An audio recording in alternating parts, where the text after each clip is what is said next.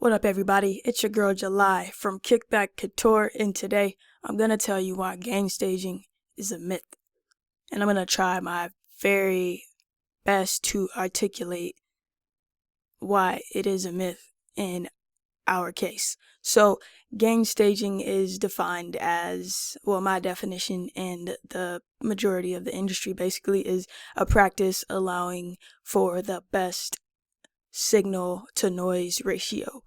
And the signal to noise ratio is a common factor in sessions. So for session engineers and live sound engineers. So if you're not a session engineer or a live sound engineer, meaning you're not dealing with live instruments, any live recordings, vocals, or anything like that, and you're just a beat maker or in the box producer, and there are no session instrumentalists or anything like that, then gain staging is a myth. Now, I will say that yes, you do want to make sure that you have headroom in your beats if your final destination is going to be a master or any type of streaming platform which will require a mastered form of your composition. But gain staging is not necessary. Now, let's talk about whether or not you use the gain knobs, which are these blue knobs up here, or the faders. Unless you are a session engineer or a live engineer, which I highly doubt anyone is using Reason to live engineer at a venue, you do not need to worry about gain staging. Once again, yes, you do want to make sure you have headroom in your beat, but gain staging and headroom have nothing to do with each other when you are not dealing with session instrumentalists or a live show or a vocalist. Once again, gain staging is a practice allowing the best signal to noise ratio.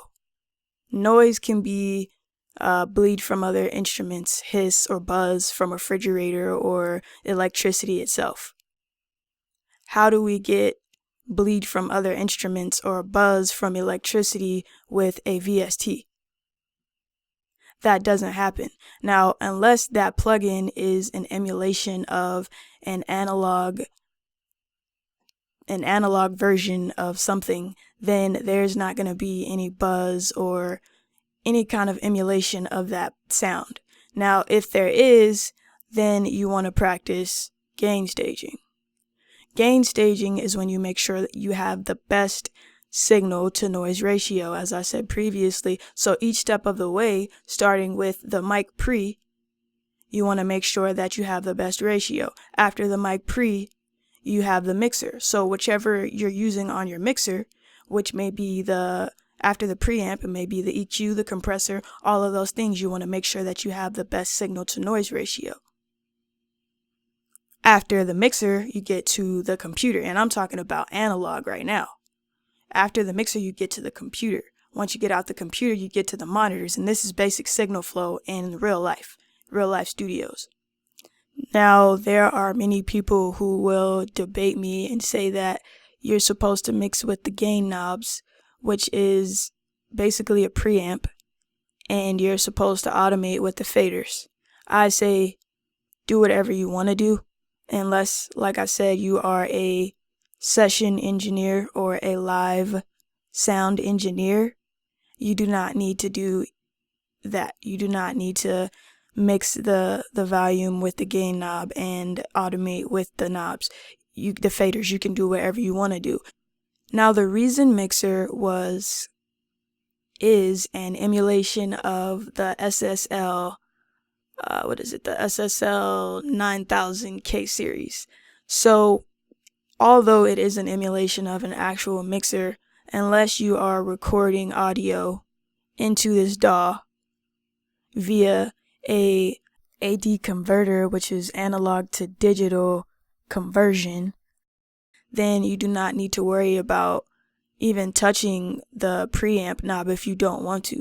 You can definitely mix with the faders. It is not a prerequisite that you have to touch the gain knob. You can do whatever you want to do. Everybody's workflow is different, and if you are a beat maker and a producer and your workflow does not include live instrumentalists or vocalists or any type of signal that would bring noise into your actual production, then gain staging is not necessary. It's a myth. It doesn't apply to beat making in the box.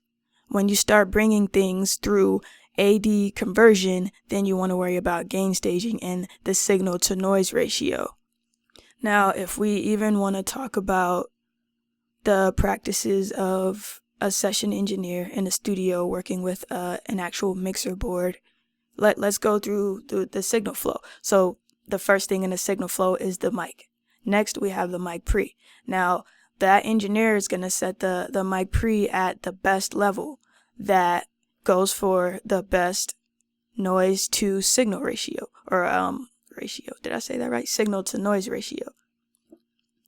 So in the example of an actual session engineer or even a live sound engineer, they're going to mix the sound using the preamp in order to get the best signal to noise ratio. So if there is if there's miking on the drums, they're going to turn the drums up loud enough so that, one, it's not clipping, and two, that there is a good signal to noise ratio. Now, in the case of, let's say I have a guitarist and they're mic'd, an acoustic guitarist, they're mic'd up and I'm recording that signal. I'm going to adjust the preamp up to a good volume so that I'm not clipping and I'm not getting a lot of noise. Then I'm not going to touch it. Simple as that. And I'm going to do my further mixing with the faders. Faders are not only used for automation. Now, they are definitely used for automation, but they are also a fundamental asset to the mixing process. You do not mix with just the faders. You use a combination of everything. But as I said before, in a DAW using digital instruments, we do not have to worry about a signal to noise ratio unless that instrument is an emulation of an analog version of itself. And even then, a lot of instruments that are analog versions or analog emulations, digital emulations of an analog form, aren't even going to bring noise. They may bring distortion once they're at a certain level, but gain staging is not necessary. Like I said before, you do want to make sure that you have headroom. Headroom is fundamental to getting a mix that is at a good level for streaming platforms. But other than that, there's nothing you need to worry about at all. The last thing I want to say is stop being so hung up over other people's mixing practices. Everybody does things different, and there is no wrong way to do a lot of things that have anything to do with digital audio workstations. When you see something clipping is not always a bad thing. When you see something distorting is not always a bad thing. Reason is a 64-bit float digital audio workstation. Now, when we're talking about the standard or the old standard of audio listening, it was 16-bit. MP3s are 16, and waves can be 24 up to 32. Depending on your DAW, even down to 16. So we don't have to worry about that. And in real life, there is no such thing as clipping. When there's an explosion, there's no clipping. That is just how loud it is. That there's no limit to loudness. The earth doesn't have a compressor. Everything is this is reality. Now, like I said, when we're talking about headroom, we do want to make sure that we have that. I'm not saying do not leave headroom in your beats for the mastering engineer or for a later master. I'm not saying don't leave room for the vocalist, the rapper, the singer, whatever the case may be, the screamer. I'm saying gain staging is a myth. Do not let someone tell you that you have to use the gain knobs in Reason in order to mix your signal, especially if you're not working with session instrumentalists or live venues. Now, I'm pretty sure I've said everything in this rant or discussion a few different times just so that you get the point, but just remember what I said. Gain staging, if you're a beat maker and you're using VSTs, it's a myth. Now, you do want to leave headroom for your beats. With that being said, you can make your beats at a quiet level and then turn it up when you're mixing. Also, you know what, one more thing I would like to say. I get this question a lot. Can I make my beats? People want to make their beats really fast. They don't want to take a long time. They don't want to hone their process so that they can get up to speed. I got asked this question before. He said, the person said, can I make my beats with the limiter on the master? Do not make your beats with the limiter on the master. Put it on after. While you're mixing your beat, you're not going to get a clear reference of what your mix sounds like, because what a limiter does is it pulls down the high sounds, the loud sounds, and it pulls up the quiet sounds, and everything is closer together. So your mix is not going to be what it's supposed to be because your limiter is acting and it's decreasing the dynamic range of your composition. By dynamic range, I mean the loudest sound and the quiet sound. So typically in hip hop, the drums are the loudest part of the beat, and then you'll have your sample, which will be much quieter. By using a limiter, you are squashing that dynamic range and they are closer to the same volume as each other.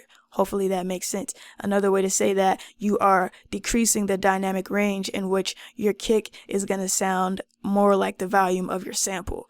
You're closing the gap on the loudness. So even though my kick may be up here and my sample may be up here, when I apply that limiter, it's going to be like this. I am decreasing the dynamic range. So with that being said, if you like this video, give it a like, comment down below, subscribe most definitely. Let me know what you would like to see next, and let me know if I should do more videos like this, debunking myths and theories and all that other mumbo jumbo that's going on out there. It's all culture. Kick back and cook up.